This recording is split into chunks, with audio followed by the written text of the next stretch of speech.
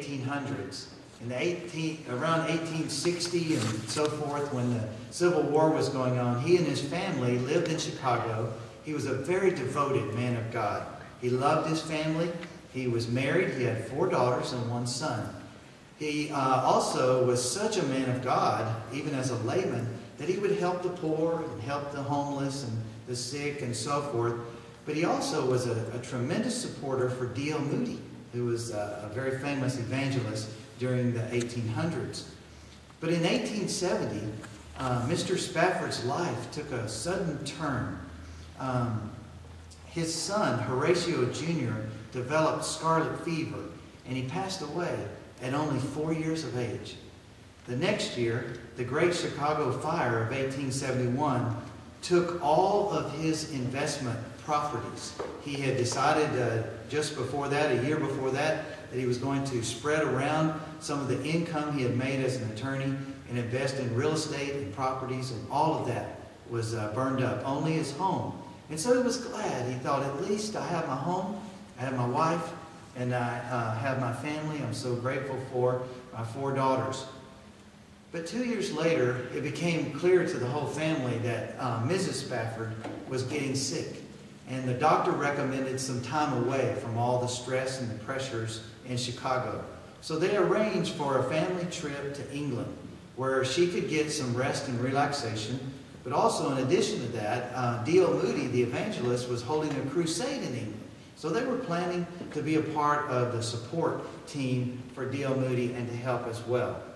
But just when they were about to board the ship in New York at the harbor, Mr. Spafford received a cable stating that there was an emergency in his law practice and that he was needed. So he said to his wife and to his daughters, "Y'all go ahead. I'm going to go back to Chicago, and I'll meet you as soon as I can get there." So they boarded the ship, and he returned to Chicago. But during the journey across the Atlantic, the Spafford family's ship collided with another ship. And so unfortunately, their ship went down. The records indicate that it sank within 12 minutes. But during that time, Mrs. Spafford became separated from 3 of her daughters, but 1 daughter she had in her arms because it was just an infant, the youngest daughter. But because of some falling debris when the ship was sinking, something struck her arms, and she lost her baby girl. And her baby girl went down into the whirlpool that the ship, as it was sinking, created. But it was amazing that Mrs. Spafford survived. She managed to get to a floating piece of debris that was in the ocean. The other vessel did not sink, and so they rescued 81 people out of the 307 passengers. So Horatio, meanwhile, in Chicago, receives a telegram from his wife, who's now been taken to Wales. And this telegram said, "Saved alone. What am I to do?" So he quickly left what he was doing and left to go and join his wife. Along the way across the Atlantic, the captain of the ship knew what Mr. Spafford had been through. And so he came to him and he said, "Mr. Spafford, I don't know if you want to know this or not, but according to my calculations, this is the general area where your wife's ship sank." And so as he looked out over those waters that day, he began to grieve for his family and for his loss. But as he did, some words began to come to him, and he began to write them down. And it became a song called "It Is Well With My Soul." It says, "When peace like a river attendeth my way, when sorrow like sea billows roll, whatever my lot, thou hast taught me to say, it is well with my soul." You know, that began a long journey for this family. You know, I'm sure it was hard for Mr. and Mrs. Spafford and for all the others, but God blessed them. And when they returned and began to continue with their lives in Chicago, they were able to have 2 more daughters and 1 more son. But you wouldn't believe it.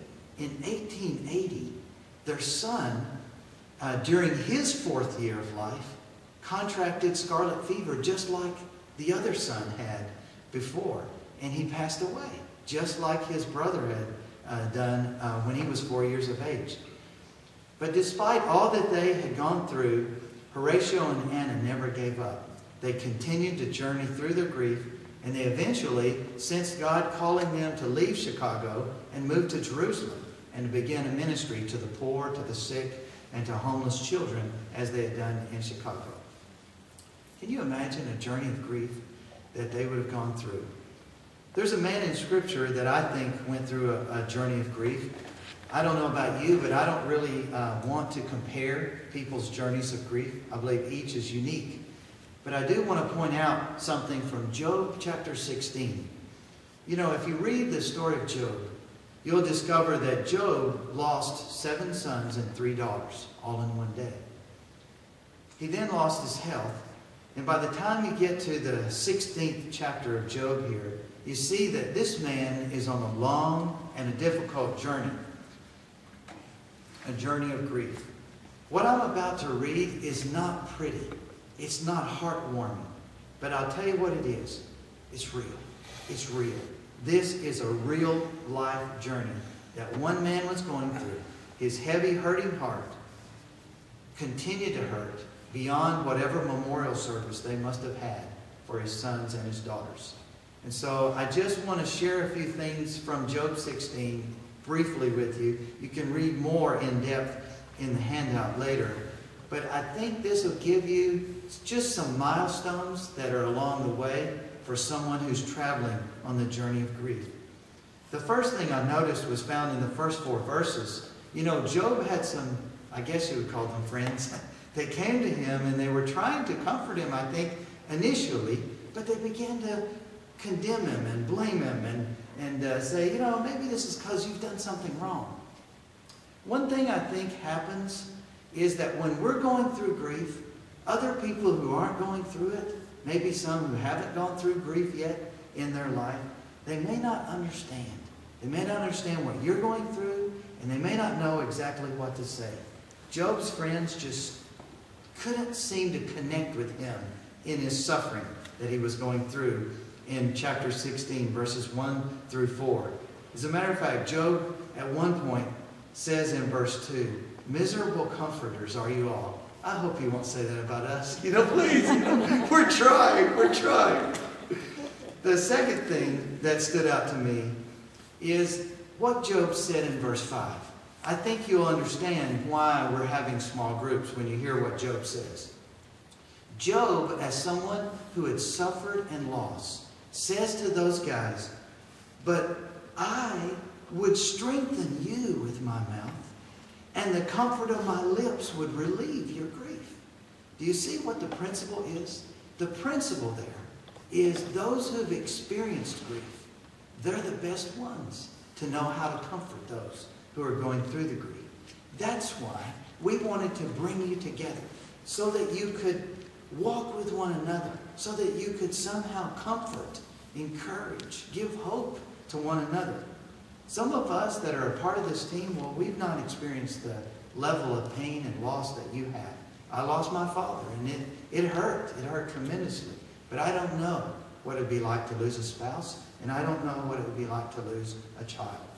And so all I can say is, you know, we want to be a part of this journey with you so that you don't have to make it alone.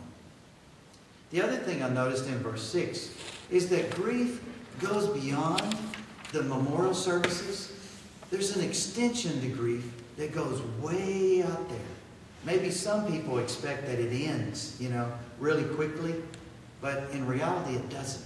It goes on. And so in verse 6, you hear Job say this. I don't know if you can relate to this, but he says, "Though I speak, my grief is not relieved. And if I remain silent, how am I eased? But now he has worn me out," as he begins into verse 7. You know, I think about how, you know, grief extends. Have you ever seen an extension ladder? It's like, you know, you think you've seen all the ladder when you're looking at it from one dimension, but then they start lifting it up, and pretty soon it can go all the way up to maybe perhaps a 2-story building or something. But anyway, just know that it's normal.